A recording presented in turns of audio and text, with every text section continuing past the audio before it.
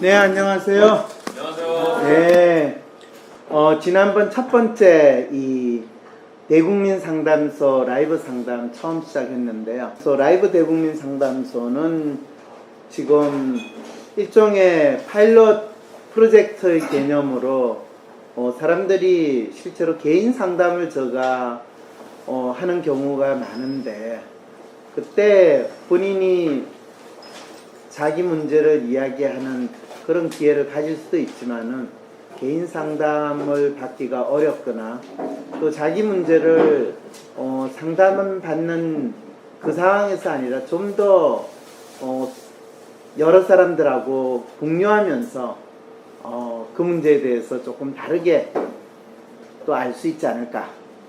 그래서 뭐 일반적인 위로나 힐링, 그것이 아니라 나의 삶의 문제를 직접 내가 직면해보고 싶다 라고 하시는 분들에게도 이 라이브 대국민 상담소는 상당히 좋은 기회가 될 것 같고, 그 다음에 이제 자신의 문제를 회피하지 않고 진짜 문제를 있는 그대로 알고 싶다. 사실은 우리가 삶에서 겪는 많은 어려움들은 내가 문제라고 느끼는 그 문제 때문에 어렵다기보다는, 놀랍게도 사람들은 진짜 문제를 감추고 자기 문제를 아주 왜곡이라고 표현을 할 수 있는 그런 방식으로 돌려서 이 자기 문제를 회피하는 아주 형태를 사용을 하고 있어요. 그런 게 어떻게 나타날 수 있는가? 내가 내 문제를 직면하는 것은 두렵지만은 다른 사람의 문제를 어떻게 보면 내가 직접 관찰하면서 또 직접 접하게 될 때는 훨씬 자기 문제를 인식하는 것도 훨씬 쉽게 받아들일 수 있는 그런 특성도 있답니다. 이 단순한 심리적인 문제라고 생각하는 것이 심리적인 수준으로 끝나는 것이 아니라 어떤 참을 수 없는 고통과 통증으로까지 연결이 되고 있고, 그랬을 때 어떻게 되느냐, 라는 것들에 대한 나름대로 이야기도 나눠볼 수 있습니다. 그 다음에 사실 이 부분, 돈이면 삶의 문제가 다 해결될 거라고 믿고 또 그렇게 살았는데 그렇지 않아서 자기 스스로 상당히 난감해하기도 하고, 오늘 여러분들이 볼 사연은 돈을 많이 벌면 좋겠는데 그렇게 되면 그게 진짜 저희 문제가 아닙니까? 라고 생각하시는 분이 보내준 사연이에요. 그런데 진짜 문제가 뭔지를 한번 또 확인하게 되는 그런 일도 있을 수 있습니다. 그 다음에 일반적인 대인관계의 문제나 삶의 이슈에 대해서 새로운 통찰을 얻고 싶은 분, 경제적인 이유로 상담을 받을 수 없거나 기존의 상담을 통해 치유받지 못한 사람들을 위한 상담소다. 그렇다고 모든 기존에 치유를 받지 못한 분들은 다 여기 오세요 라는 건 아니에요. 왜냐하면 그렇지만 치료를 해준다라는 거는 어떻게 되느냐 하면, 자기 병이나 자기의 아픔이 뭔지를 알게 되면 거의 70~80%의 치료가 이루어졌다라고까지 할 수 있다는 그런 부분을 아마 여러분들이 느낄 수도 있지 않을까. 자, 그러면 오늘은 더 구체적인 어떤 사연이 왔는지 한번 보도록 하죠. 사업을 하고 싶은 20대 남성의 이야기다. 사업을 하고 싶다. 여러분들 중에서 사업하고 싶으신 분들 많으신가요? 네. 사업을 하고 싶으세요? 왜 사업을 하고 싶으세요? 제가 같은 뭔가 정도 사람들한테 돈을 벌고 싶어요. 네, 사업을 하고 싶은 이유의 첫 번째는 돈을 벌고 싶은 거예요. 네. 갖고 있든 없든 간에, 없으면 빌려서라도 할 수 있으면, 그리고 그걸로 돈을 벌면 되는 거예요. 가지고 있든 없든 그건 별 중요하지 않아요. 돈을 버는 게 더 중요한 거예요. 사업을 한다는 거. 근데 재밌는 거는, 제가 이 사연을 보면서 상당히 재밌는 심리가 이 안에 숨어 있구나를 느꼈는데, 어떤 내용인지 한번 보입시다. 사업을 하고 싶은 20대 남성, 이분이 이런 사연을 보냈습니다. 한번 읽어봐 주실래요? 네. 사연 1. 사업을 하고 싶은 20대 남성. 네, 그거 안 읽어도 되는데. 그렇습니다. WPI를 알게 되고 황상미 박사님 책을 읽으면서 사업하기 좋은 성향은 휴머니스트와 아이디얼리스트가 동시에 높다라는 것을 알게 되었고 그 성격을 선망하게 되었거든요. 그래서 원래는 리얼리스트인데 내가 나 자신을 속여 휴머니스트가 나온 건 아닌가 하는 생각이 들어요. 어쨌든 지금 저는 사업을 하고 싶어요. 저는 현재 병원에서 간호사로 다니고 있습니다. 페이는 만족스럽게 받고 있습니다. 정직원이고요. 하지만 현 상태에서 걱정이 되는 것은 제가 지금 하는 일이 지금의 페이 이상 받기는 힘든 일이고 정직원이라고는 하지만 언제든지 대체 가능한 트레이닝 기간이 그렇게 길지 않은 그런 일이라는 점입니다. 제가 일을 하면서 난 정말 유능해. 난 대체 불가능한 자원이야 라고 생각을 하면 그만두고 싶은 생각이 들지 않겠지만 계속 대체 가능하다라는 생각이 드니까 내가 정말 내 능력을 마음껏 펼칠 수 있는 여기 내 나와 말이야 라고 이야기할 수 있는 일을 하고 싶다라는 생각을 지속적으로 하고 있었습니다. 그래서 내 능력을 마음껏 펼칠 수 있는 내 장점은 무엇일까 생각해보니 다른 사람들과 구분되는 뚜렷한 특성 하나가 떠올랐습니다. 그게 바로 연애인데 9년 동안 한 여자와 연애를 해왔고 간호학과에서 여학생들과 이런저런 이야기를 나누면서 연애에 대한 저 나름대로의 철학과 센스가 생겼다는 것입니다. 그렇게 연애를 통해 돈을 벌고 싶다, 직업을 가지고 싶다라는 생각을 계속하다가 사업 컨설팅을 도와주시는 분을 만나 상담을 하면서 사업을 시작하는데 필요한 여러 가지를 배우고 제 연애 경험과 특성을 살려 책까지 발간하게 되었습니다. 다음 계획은 책까지 낸 연애 고수의 포지션에서 나를 추종하는 사람들이 모일 수 있는 인터넷 카페를 만들고 컨설팅을 해주거나 공동구매를 유도하면서 돈을 버는 것인데 자신감이 떨어지면서 하기가 싫어졌습니다. 또 연애 상담을 요청하는 사람들은 주로 매력적인 여성, 내가 원하는 여성과 궁극적으로 성관계를 하도록 도와주는 상담을 원하지 않을까 하는 생각을 하게 되고 그것이 과연 도덕적으로 옳은 일인가 하는 생각도 들고 그런 성관계 자체가 컨설팅의 목적이라면 불법적이지만 성매매라는 방법이 있는데 굳이 나에게 돈을 내면서까지 남자들이 컨설팅을 요구할까? 라는 의문이 들어 일단 책은 내고 구체적인 사업은 하지 않은 채 2년 정도의 시간이 흘렀습니다. 이제 결혼을 앞두게 돼요. 그래서 돈이 더 필요하게 되었고 사업을 다시 하고 싶어졌습니다.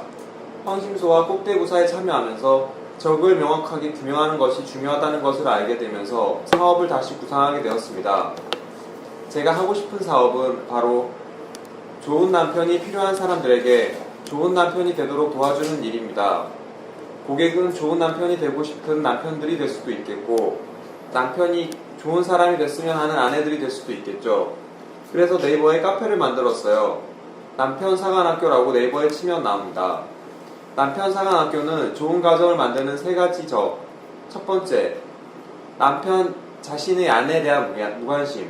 두 번째, 시댁 식구들의 남편 편향적인 태도. 세 번째, 남성 우월적인 사회인식과 싸우는 좋은 남편을 만드는 게 목표입니다. 제가 남편들을 교육하여 아내들이 나에 대해서 남편으로서 아는 게 뭐야? 라고 말할 때 진정으로 아내가 남편에게 정말 사랑받고 있구나 라는 것을 느끼게 하려면 어떻게 해야 되는지에 대해서 컨설팅을 할 예정입니다. 카페 운영은 황심소 회원처럼 입금하긴 후 정회원제로 진행될 예정이고요. 원래 사업 컨설팅 하시는 분과도 또 여러가지 상담을 하겠지만 교수님과도 상담하면서 제 사업을 제대로 키우고 싶고 방송을 통해 홍보도 하고 싶고 내가 잘하고 있는 건지 확인도 받고 싶고 그래서 사연을 시청하게 되었습니다. 정말 제가 잘할 수 있는 일을 하면서 살았으면 좋겠습니다. 사업이 잘 돼서 안정적인 사업, 번듯한 집과 차를 가질 수 있는 사람이 되었으면 좋겠습니다. 도와주세요. 네. 자, 여러분, 우리 도와줍시다. 자, 이분을 어떻게 하면 도와드릴 수 있을까요? 일단 일터에서 자기가 일할 때는 대체 가능한 사람인데 네. 그런 자리에서 벗어나고 싶다는 욕구는 이제 공감이 네. 대체 불가능한 사람으로서 살아가는 게 이제 대체 불가능한 사람은 어떤 사람이 있죠? 자기가 일하는 데 있어서? 그 사람이 없으면 일이 잘 돌아가기 어려운 상황.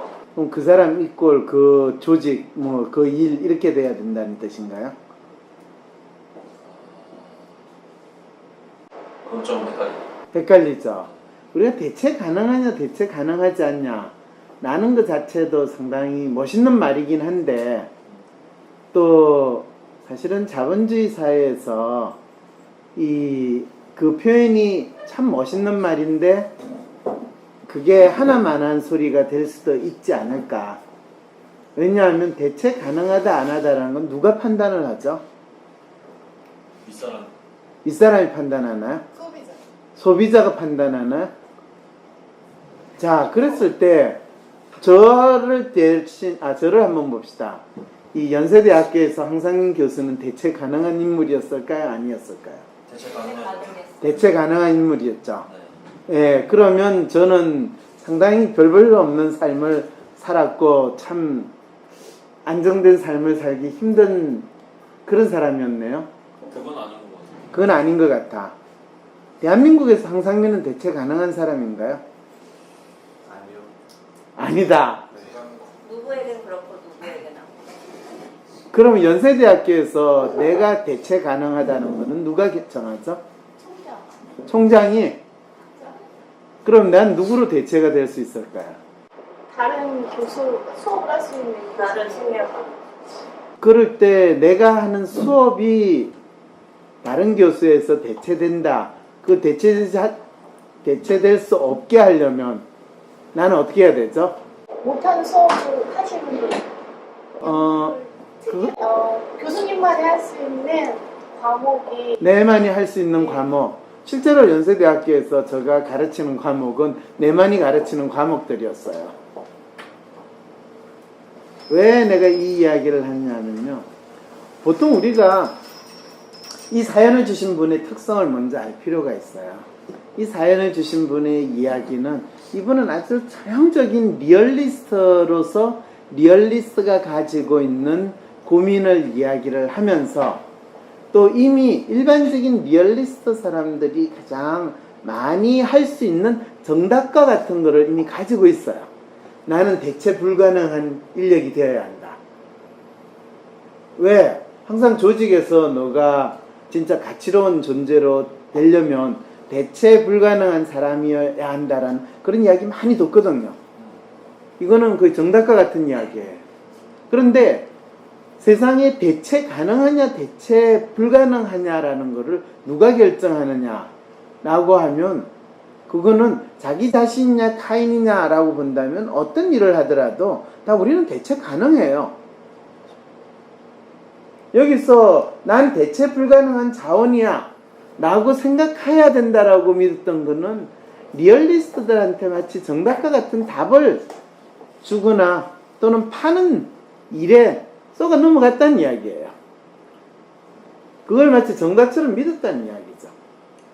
그래서 이분 참 보면 첫 번째 내가 딱 이 센텐스를 읽으면서 이분 리얼의 원단이구만 라는 생각이 들었어요.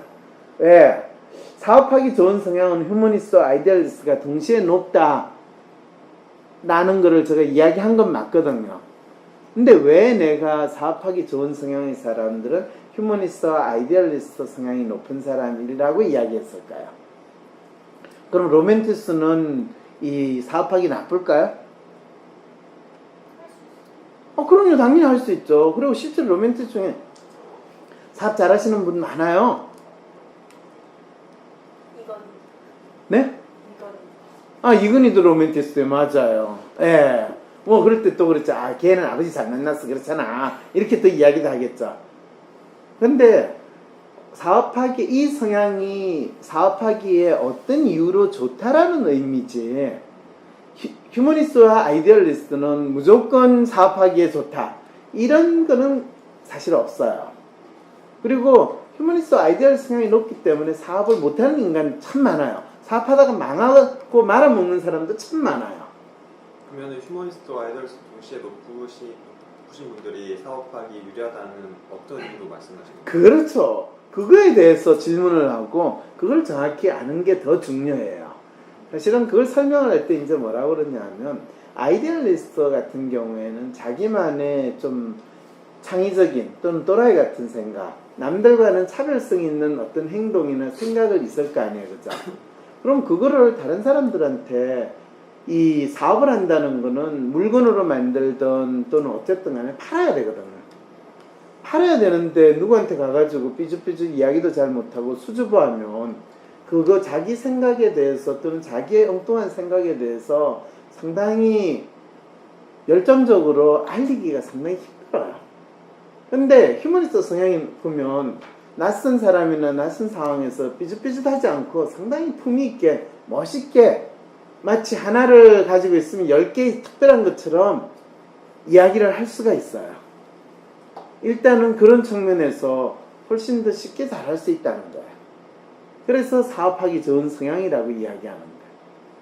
그런데 그 아이템이나 그 서비스가 사람들에게 설명하기 상당히 어렵거나 너무나 사람들이 이해하기 힘들 정도로 새로운 거면 엄청나게 많은 시행착오를 겪어야 돼요. 이제 이런 측면에서 휴머니스트, 아이디얼리스트가 가진 장점을 이야기를 했는데 그것이 마치 정답이고 모든 경우에 모든 상황에 다 이게 답이라고 믿고 이제 그 성격을 선망하게 되는 거. 이건 전형적인 리얼리스트의 특성이에요. 그래서 이런 경우에 이분이 실제로 그 모습을 보이려고 노력을 했기 때문에 리얼리스트하고 릴레이션은 일치하지만은 다른 부분은 다 개입이 있어요. 그리고 에이전트하고 칼추도 일치해요. 근데 재밌는 건 이 사연을 보내신 분이 2016년 12월에 한번 WPI 테스트하고 2017년 2월에 한번 하고 거기에 뭐 큰 차이가 있을지인데 실제로 결과는 처음엔 리얼리스트를 나왔는데 그 다음에 휴머니스트로 놓은 거예요. 그러면서도 트러스트도 높은 리얼리스트로 나왔다가 휴머니스트로 놓고 휴머니스트로 나왔는데 이렇게 중구난방으로 이 개입이 다 있는 경우에는 휴머니스트가 되고 싶어하는 리얼리스트의 가능성이 상당히 높다라고 그러죠. 그래서 2017년 2월에 놓은 이 프로파일은 진짜 휴머니스트라기보다는 휴머니스트가 되고 싶은 리얼리스트의 프로파일이에요. 본인도 리얼리스트인데 자신을 속에 휴머니스트가 아닌가 하는 생각이 들어요. 예, 맞아요. 이렇게 되는 거죠. 자, 그런데 사업을 하고 싶다. 이거는 전혀 이 잘못된 문제거나 나쁜 일은 아니에요. 왜? 리얼리스트가 사업을 하고 싶다. 차라리 이 질문을 더 던져요. 이유는 뭘까요? 리얼리스트가 사업을 하고 싶은 이유. 네? 네. 돈을 많이 벌고 싶은 거야. 돈을 많이 벌으면 안정적인 삶을 살 수 있을 거다. 라는 생각도 당연히 가지죠. 좋은 일이죠. 그죠? 네. 특히 리얼리스트에게서는 돈을 통해서 자기를 인정받고 또 자기가 살아가야 되는 뚜렷한 목적이 될 수 있기 때문에 그거는 나쁘지 않아요. 자, 그러면 본인이 병원에서 간호사로 다니고 있고 회의는 만족스럽게 받고 돈 지금 잘 벌고 있어요? 안 벌고 있어요? 잘 벌고 있죠? 그런데 걱정이 되는 건 지금 하는 일이 지금의 페이 이상을 받긴 힘들다. 지금 페이에서 좀 더 받고 싶다 이거죠? 그럼 간호사 말고 더 승진을 해도 별로 효과가 없다는 거죠. 이제 여기서부터 어떤 직업이 받는 거는 맥시멈 한 게 정해져 있어요. 뭐 나이가 더 들어가지고 이 월급이 올라가는 거를 제외하고는 자기 나이에서 최고로 받을 수 있는 건 조직에서 되게 정해 있고 또 성과라고 할 수 있는 거를 측정하는 데 있어서도 비교적 제한돼 있어요. 그리고 하루에 24시간이고 이 간호사를 통해 가지고 자기의 퍼포먼스를 올린다 라는 거는 차별성을 내기가 참 쉽지 않아요. 그렇잖아요. 의사 같으면 수술을 해가지고 죽을 환자를 살리는 거라 되는데 간호사는 그런 걸 통해 가지고 자기의 퍼포먼스를 더 올리기도 쉽지 않겠죠. 자, 여기서 재밌는 거는 언제든지 대체 가능한 트레이닝 기간이 그렇게 길지 않는 그런 일이라는 점이다. 나름대로 자기 직업에 대해서 이제 인식을 하려고 해요. 그런데 간호사 중에서 이제 실제로 누구는 1시간에 일을 하면 10,000원을 받는데 어떤 간호사는 1시간에 일을 하면 100,000원을 받는 그런 간호사 상상할 수 있어요? 없어요? 없어요. 막 개인 간호사. 개인 간호사는 어떤 거를 필요로 할까요? 그 사람의 이 상체 리듬에 대한 아주 상세한 네. 그런 걸 해줄 뿐만 아니라, 그거는 단순히 뭐, 트레이닝을 가지고 될 수 있는 문제는 아니겠죠. 인맥이 있어야 돼요. 뭐, 인맥도 필요할 수 있을 것 같고. 그랬을 때, 이제, 이 부분에 있어서 가장 간호라는 활동, 간호사의 직업 자체를 가지고 내가 최고의 퀄리티를 제공해주는 건 나의 퍼포먼스에 의해서 이루어지는가, 내한테 서비스를 받는 사람이 누구인가에 따라서 정해지는가, 이 차이가 먼저 발생을 해요.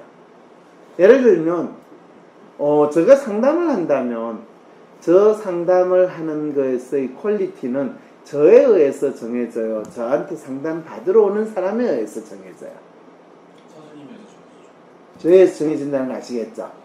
그러면 이 사연을 주신 분의 간호사로서 본인이 퀄리티는 본인의 일에 의해서 정해져요. 본인한테 간호를 받는 사람에 의해서 정해져요. 본인은 일에 의해서 정해주죠. 본인이 일에 의해서 정해지면 그거는 본인이 언제든지 리플레이스 가능하다라고 이야기할 수밖에 없죠.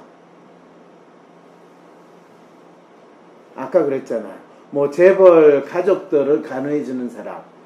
실제로 재벌집에 도우미 역할을 하시는 분은 하루 일을 하고 보통 20만 원 정도 받는데요. 그렇다고 너무 많이 받지는 않지만 20만 원 정도면 도우미 일당이 얼마인지 아세요? 네? 잘 몰라요. 네. 3만 원? 파출부. 네, 파출부 10만 원. 파출부 일당이 얼마인지 아세요? 10만 원 될 것 같아요. 10만 원. 보통 강남에 한 10만 원 해요.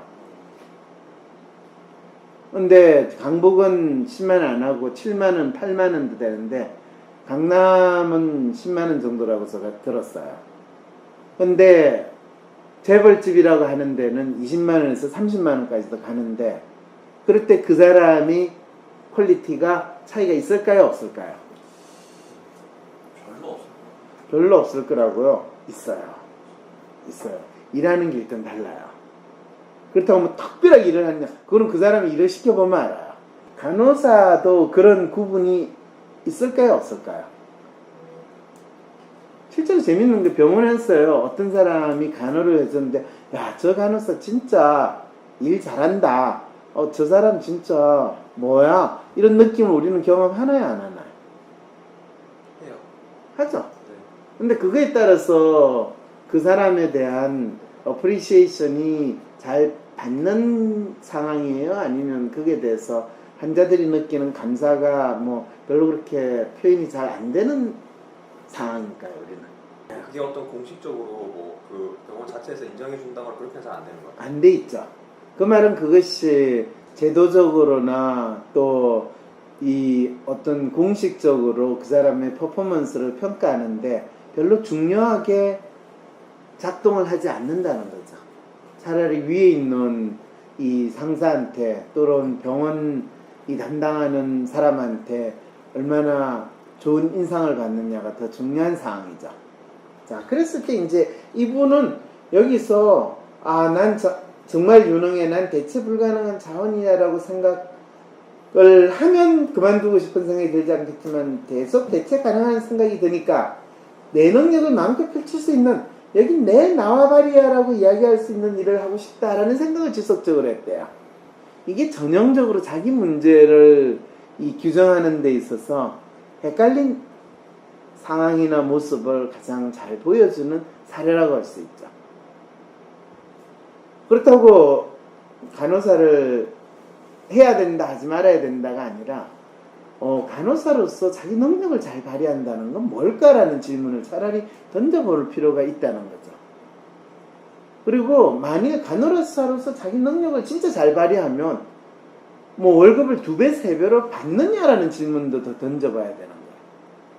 근데 그거는 내가 능력을 발휘하는 거 이슈가 아니라 내 서비스를 받아들이는 사람이 어떻게 받아들여야 되느냐의 문제이기 때문에 내가 어떻게 보면 통제할 수 있고 변화시킬 수 있는 여지가 상당히 제한되어 있어요.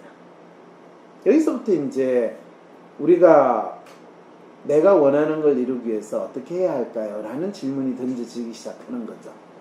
아까 그 이야기를 했잖아요. 똑같이 황상민은 연세대학교에서 대체 가능한 인물인가? 이 질문을 저도 똑같이 20년 전에 했겠죠. 그럴 때 대체 가능할 수 있으리라고 생각을 했을까요? 대체 불가능할 수 있으리라고 생각했을까요? 가능하다고 네, 대체 가능하다고 생각을 해요. 자, 그랬을 때 이제 자기가 여기서 사업을 하고 싶다. 저는 이분이 만약에 사업을 하는 거 그건 나쁘지 않아요. 그리고 대체 가능하냐 대체 불가능하냐 이 부분을 가지고 사업을 할 거냐 라고 한다면 여기서 여러분들이 이분은 어떤 사업을 하는 것이 좋을지를 우리가 이분의 심정으로 한번 상상을 해보면 어떨까요? 이분은 어떤 사업을 하면 좋을까요? 이런 상태에 있으면 그 일에서 연관되는 훌륭해요. 훌륭해요. 그 일에서 연관되는 거를 통해 가지고 어떻게 하면 새로운 기회를 얻고 더 돈을 벌 수 있을까? 그런 걸 한번 생각을 해보세요. 그리고 그 일을 통해서 돈이 진짜 벌려질 수 있는가를 한번 찾아볼 수 있으면 어떨까요? 라는 질문을 많이 던져요. 근데 이 사연에서는 상당히 재밌는 단서를 주고 있어요. 무슨 단서일까요? 연애에 관한 거요? 아니요. 이제 연애는 본인이 삽질을 했다는, 이렇게도 삽질을 할 수 있다는 걸 보여주는 이야기고, 자기 문제에 대한 정확한 규정이 안 되면 이런 삽질이 자주 일어난다는 걸 알려주는 이야기예요. 그래서 우리는 여기서부터 벌써 이 사람이 돈을 벌고 싶다라고 할 때 돈을 어떻게 벌 수 있을까에 대한 상상을 우리는 해볼 수 있는 거예요. 저 같이 생각이 나는 게 네. 낮에는 뭐 근무를 하시고 네. 밤에는 네. 저희 박근혜 대통령이 했던 것처럼 네. 주사를 놔러 주사를 놔서 백반 주사도 놔주고 태반 주사도 놔주고 그런 거 정말 뛰는 거죠. 야매 주사 놨는 간호사 역할을 한다. 뭐 그것도 얼마든지 상상 가능하죠. 예, 투잡을 뛴다.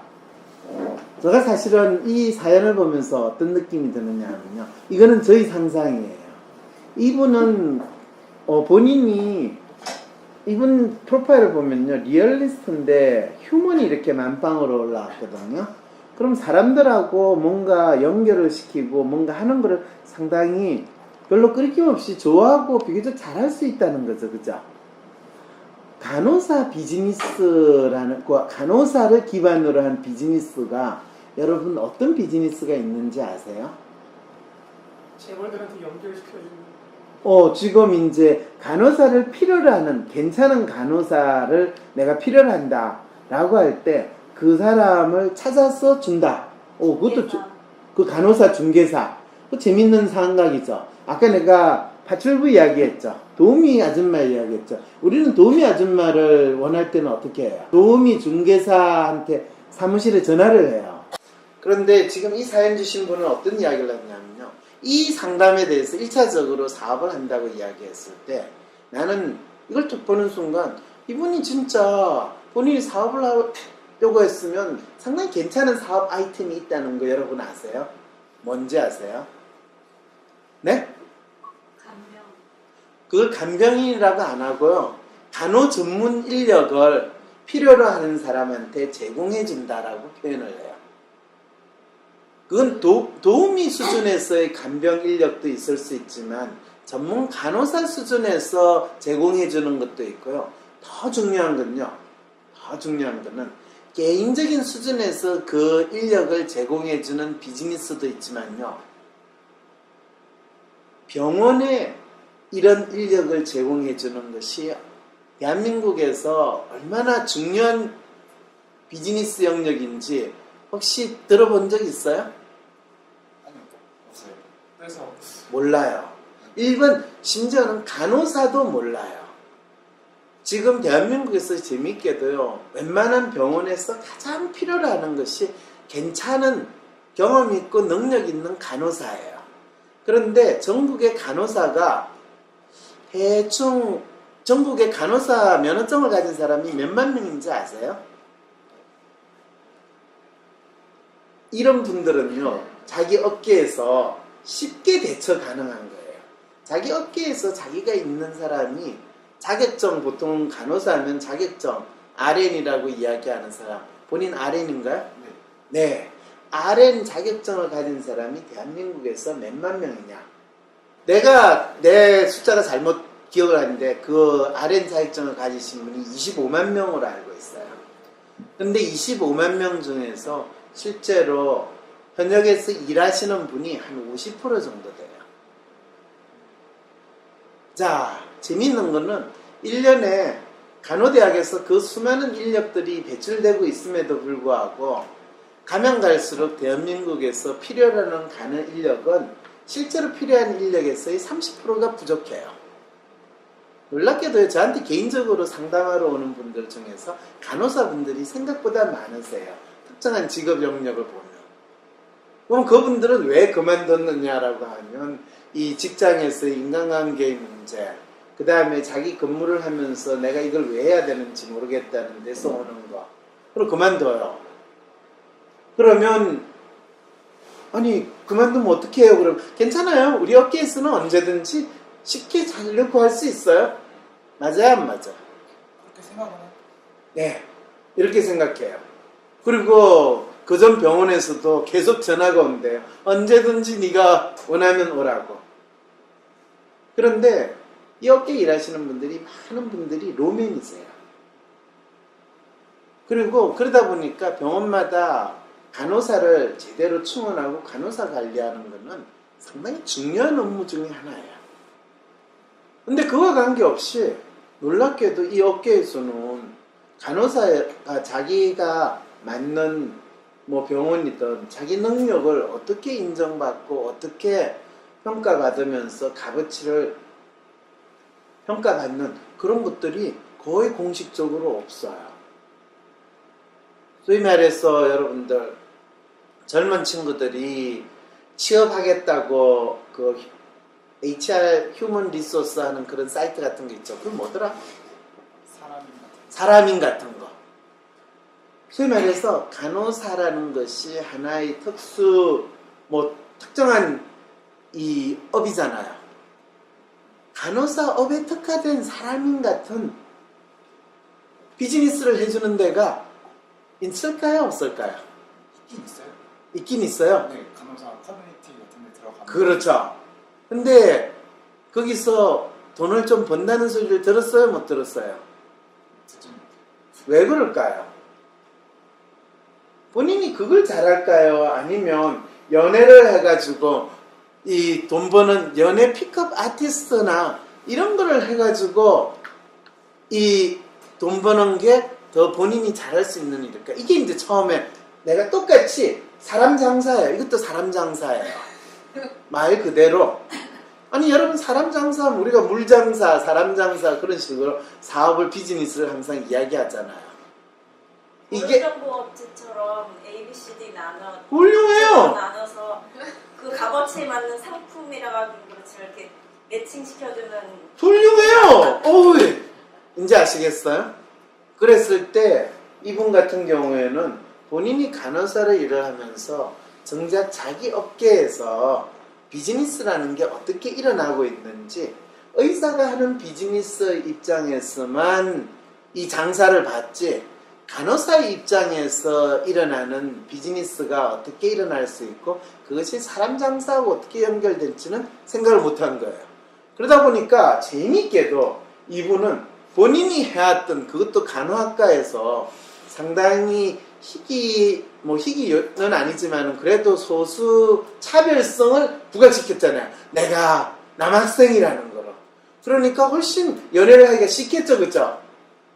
그럴 수 있겠네요. 아, 그럼요. 그러니까 본인이 잘났어. 본인이 연애를 잘했어. 간호학과에서 연애를 본인이 잘했다라고 착각을 한 거예요. 이게 본인에 대한 인식에서 근본적인 안타까움이 생긴 거예요. 본인이 아주 감사가 아니에요. 네? 감사가 아니에요. 아이 그건 중요한 게 아니에요. 왜냐하면 그래서 연애를 통해 돈을 벌고 싶다, 직업을 가지고 싶다. 이 부분이 이제 본인이 자기에 대한 이해에서 착각을 한 거예요. 그리고 또 여기서 어떤 리얼리스트적인 사고를 했냐면 얘기는 제가 뭔가를 돈을 벌고 싶습니다. 잘하고 싶습니다. 비즈니스를 하고 싶습니다. 제가 직업을 택하고 싶습니다. 이럴 때 항상 사람들은 너 취미가 뭐냐? 너가 진짜 잘하는 게 뭐냐? 네가 좋아하는 게 뭐냐? 이런 식의 질문들을 하고 그거를 찾아라. 너가 잘하는 것을 가지고 해라. 이런 이야기 많이 하거든요. 이것도 사실은 정답과 같은 이야기예요. 틀린 말은 아니지만은 그걸 우리가 적용을 할 때는 상당히 조심해야 돼요. 본인이 지금 자기 능력을 마음껏 펼 수 있는 장점은 무엇일까 생각할 때 본인이 연애라고 생각을 했대. 개인적으로 취미 활동으로 즐기는 것과 진짜 비즈니스는 자기 혼자 좋아하는 거로는 되지 않아요. 다른 사람도 그걸 필요로 해야 돼요. 이 부분이 상당히 비즈니스의 에센스예요. 그런데 연애든 뭐든 간에 연애에 관련되면 이 사람 비즈니스예요. 연애든 상담이든 우리가 웃음을 팔든 이건 다 사람 비즈니스예요. 심지어는 술을 팔아도 사람 비즈니스라고 그러고 커피를 팔아도 사람 비즈니스라고 하는 이 세상에 연애나 상담이 얼마나 더 본격적인 사람 비즈니스겠어요. 그런데 그거를 판다고 할 때는 내가 좋아하고 내가 그거에 대해서 중요하게 생각한다고 해서 상대방이 그걸 살 거라고 기대를 하면 안 돼요. 그래서 본인이 연애에 대한 책까지 내고 또 그거에 대해서 뭐 소위 말하는 픽업 아티스트 연애를 할 수 있게 하고 또 많은 경우에는 뭐 성관계까지 이끌어주는 그런 걸 도와준다 라고 하는 것은 연애도 아닐 뿐더러 그거는 연애에 대해서 환상을 가진 사람들한테 이 약간 사기치는 뭐 그게 좋으냐 나쁘냐라고 물어보면 그건 잘 모르겠어요. 어쨌든 그런데 부적 팔아가지고 돈 버는 거 그거는 아닙니다라는 이야기는 할 수 있다는 거예요. 자, 그럼 본인이 진짜 돈을 벌고 싶다, 사업을 하고 싶다 그러면 본인의 성향에서 이 프로파일이 원래 12월 달에 했던 이 프로파일이 맞는데요. 저게 차라리 맞다고 생각을 해요. 그러면 실제로 가장 본인이 지금 모르는 게 뭐냐면요. 본인이 간호사를 다니고 하지만은 간호사에서 괜찮은 간호사라고 평가할 수 있고 또 그 간호사의 가치는 단순히 그 사람이 현재 받고 있는 월급으로서 평가되는 것이 아니라 그 간호사의 서비스를 받는 이 환자나 또는 고객이라는 사람에 의해서 간호사의 서비스가 또는 그 서비스의 퀄리티가 얼마나 달라지고 가치가 부여되는가 그것에 대해서는 그 업계에 종사하는 사람들이 나름대로 기준을 전혀 만들어내지도 못하고 또 그거를 통해 가지고 간호사의 가치를 나름대로 스스로 평가하지 못하는 수준의 서비스를 하고 있다는 거죠.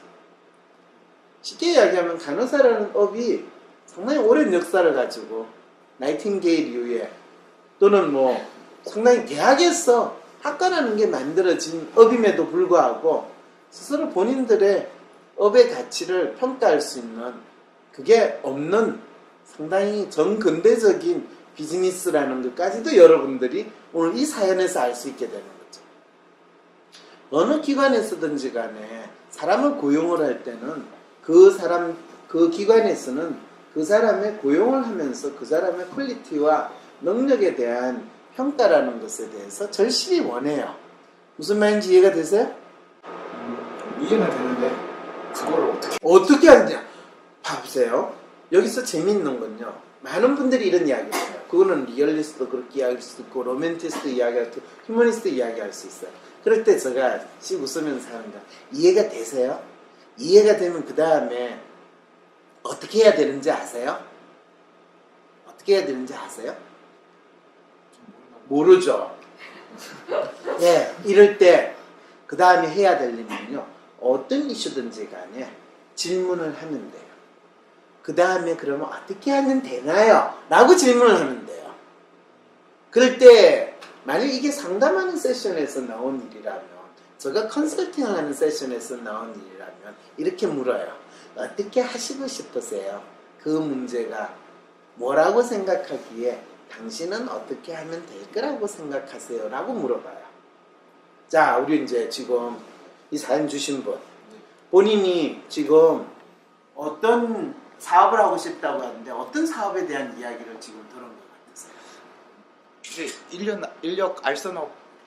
예, 인력 알선인데 그냥 인력 알선업이에요? 아니면 간호와 관련된 병원에서 필요한 간호사 전문 인력을 알선하는 거예요?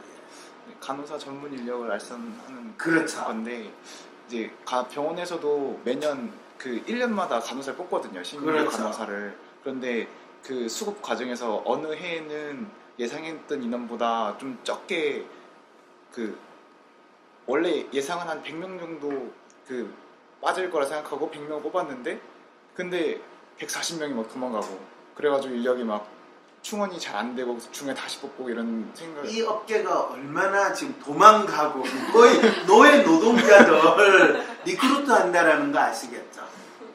자, 지금 이분이 벌써 이제 이 업계에서 인력 수급 사정에 대해서 경험한 거에 가장 단초를 이야기했는데, 이것이 대형 병원과 소형 병원에 따라서 인력 수급이 어려움이 무엇이고 또 그것이 어떤 인력을 원하는가에 대해서 이분은 지금 좀 잘 알고 있다고 할 수 있을까요? 잘 모른다고 할 수 있을까요? 모르시는 것 같죠? 자기 업계임에도 불구하고 모른다는 거예요. 그럴 때는 어떻게 해야 됩니까? 하면 먼저 이 업계에서 인력 수급이 어떻게 일어나는지, 그것이 누가 이 인력 수급과 관련해 가지고 어떤 서비스를 간절히 원하는지 좀 배우셔야 되겠네요. 알아보셔야 되겠네요. 라는 질문을 던지게 되는 거예요. 소위 말해서 이거를 이제 전문 용어로 하면 니드 분석이라고 이야기해요. 경영학에서 이런 이야기 하죠, 그죠? 컨설팅 할 때 가장 먼저 하는 게 니드 분석이에요. 본인이 하려는 비즈니스를 처음에 영역을 규정하지 못했어요. 규정한 거는 연예 컨설팅이라는 엉뚱한 영역을 규정했어요. 그리고 더 웃기는 거는 연예 컨설팅이라는 거에서 어떤 니즈가 있는가, 니즈 분석을 하기보다는 무조건 베스트 솔루션이 뭔지 책을 써가지고 유명해지거나 책 쓴 저자라고 이야기하면 컨설팅 이 요구가 좀 있겠지 라고 막연한 정답에 끼워 맞추려고 했어요. 니즈 분석, 그 영역에 대한 규정도 제대로 못했고 니즈 분석도 안 됐고 서비스의 성격에 대한 것도 알지 못한 채로 마치 그 정답에 맞는 일을 하고 보니까 결국에는 막상 자기가 더 구체적인 행동을 통해서 비즈니스를 하려다 보니까 그게 아닌가벼 하는 생각이 오게 되는 거예요.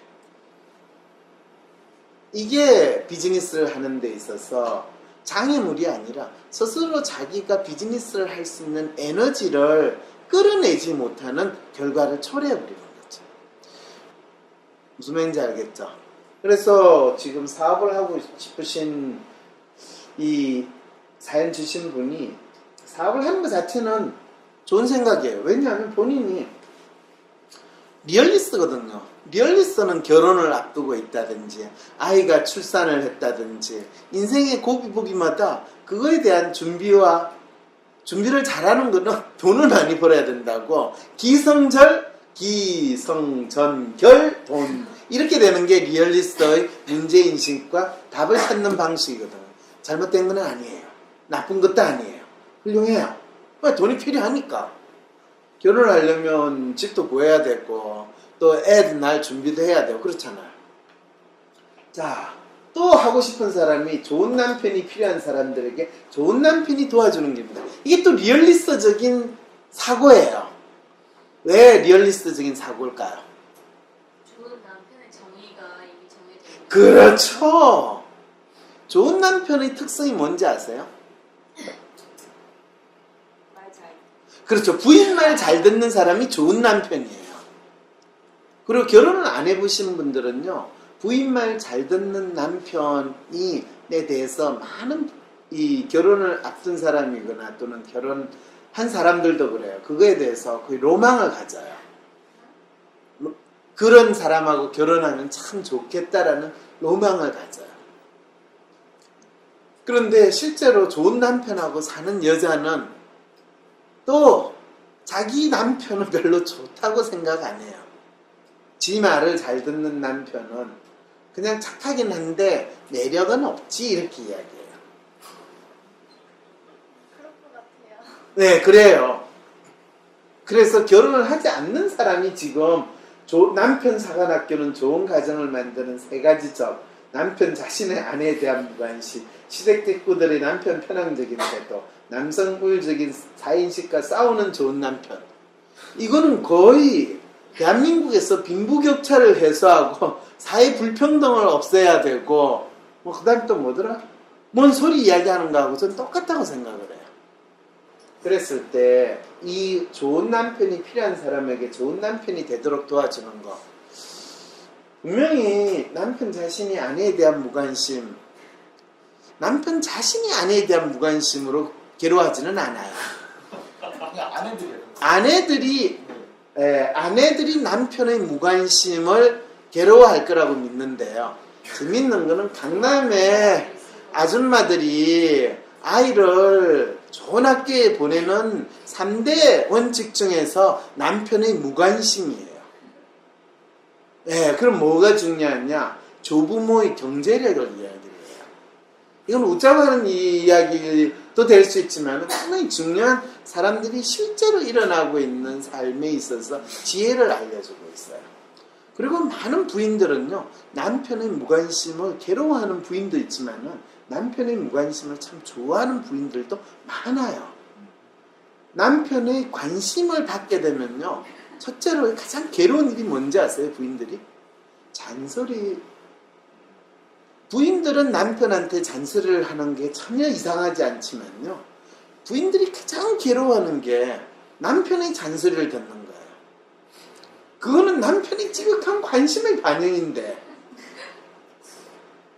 그러니까 본인은 아까 연애와 마찬가지로 본인은 지금 사업을 하면서 본인이 모르는 영역의 사업에 본인이 중요하다, 본인이 괜찮을 거다라고 생각해서 들어가는 거예요. 이렇게 시작을 하면 다 말아먹어요.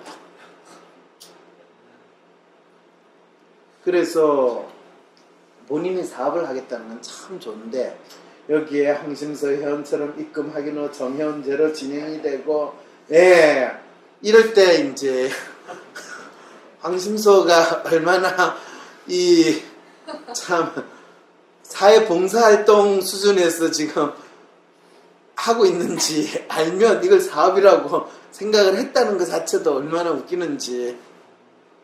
안정적인 삶을 산다라고 이야기하는 거는 보통 우리가 셀러리맨, 소위 말해서 직장에서 월급을 받을 때 우리는 안정적인 삶이라고 그래요. 본인이 지금 간호사로 월급을 받을 때, 사업을 하는 사람들은 자기가 아무리 돈을 많이 벌어도 본인의 심리가 안정적인 사업, 이렇게 이야기를 잘 하지 않아요. 그러니까 기본적으로 이제 이 사연을 주신 분은 사업가의 마인드 또는 사업을 하는 사람의 마인드는 기본적으로 우리가 멋있는 말로 엔터프레니어십이라고 이야기를 하잖아요. 그죠? 이분은 엔터프레니어십의 마음에 대해서 아직 전혀 모르는 상황에서 그냥 돈을 많이 벌고 싶다라는 이야기를 하신 거죠. 그 이야기를 안 했네요. 본인이 확실히 돈을 벌 수 있는 리얼리스트 입장에서, 리얼리스트에서 확실히 돈을 벌고 간호사로서 확실히 돈을 버는 건요, 오버타임을 뛰면 되는 거예요. 그런데 그것도 약간 일이 있어야지 약간 오버타임을 시켜주는 건데. 그거는요, 본인이 오버타임을 하겠다고, 대개는 웬만한 병원에서는 오버타임 하겠다고 그러면 남들이 가장 힘들어하는 시간에 오버타임은 항상 생겨요.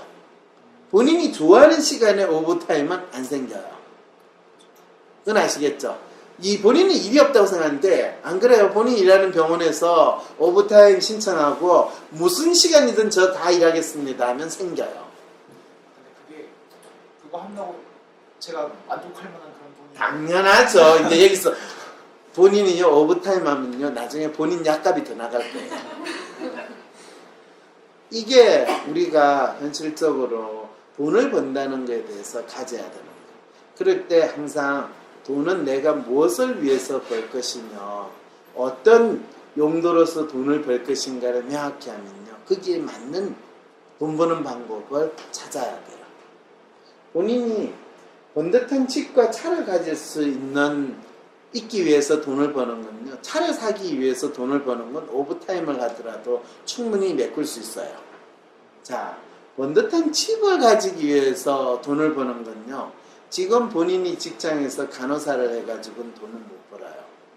그래서 비즈니스를 하면 돈을 벌 수 있습니까? 하면 그렇게까지 안 해도 돼요. 자, 그러면 본인이 지금부터 준비를 하면요 소위 말해서 간호사 인력 송출업, 인력 파견업 또는 그 과정에서 가장 필요한 간호사 네트워크와 간호사 평가 시스템 이런 것들을 만들어낼 수 있고 현장에서 직접 괜찮은 간호사와 괜찮지 않은 간호사, 감별법 이런 것들에 대한 것을 본인의 경험에 기초해서 나름대로 정리해낼 수 있고 그거를 사람들한테 주면서 그걸 기초로 해서 이런 비즈니스를 한 섹션 한번 해보시죠. 사람인 그쪽에 가서 제안을 하거나 또 그 사람들하고 같이 손을 잡아서 할 때 그럼 내 컨설팅비를 얼마 주세요. 또는 내가 자문해 주는 거에 대해서 얼마의 지분을 주세요. 이렇게 하면 본인이 집을 살 수 있는 돈은 마련할 수 있을 거예요. 이제 알겠어요? 네, 본인은 생각 계속 하지만은 본인이 그 정도를 생각할 수 있는 아직 경험이나 또 다양한 필요한 거를 소위 말해서 컨설팅을 하는 이게 이제 자기가 일하는 업계에서의 정보를 통해 가지고 소위 말하는 지식 서비스를 제공해 주는 거잖아. 이게 이제 지식 정보 서비스예요. 그 지식 정보 서비스를 하려면 특정한 분야에서 최소한 10년 정도 자기가 그걸 해보고 또 그거에 대해서 어떤 니즈를 정확히 파악할 수 있는 수준이 돼야지 가능해요. 당분간 일을 해야겠네요. 당분간 일을 할 뿐만 아니라 정확하게 다음에는 저한테 개인 상담을 신청을 해가지고 제가 앞으로 2년 정도 아니면 한 2년 정도 준비를 하면요 본인이 이 업계에서 소위 말해서 간호 전문 인력 파견하고 하는 프레임을 다 잡을 수 있을 거예요.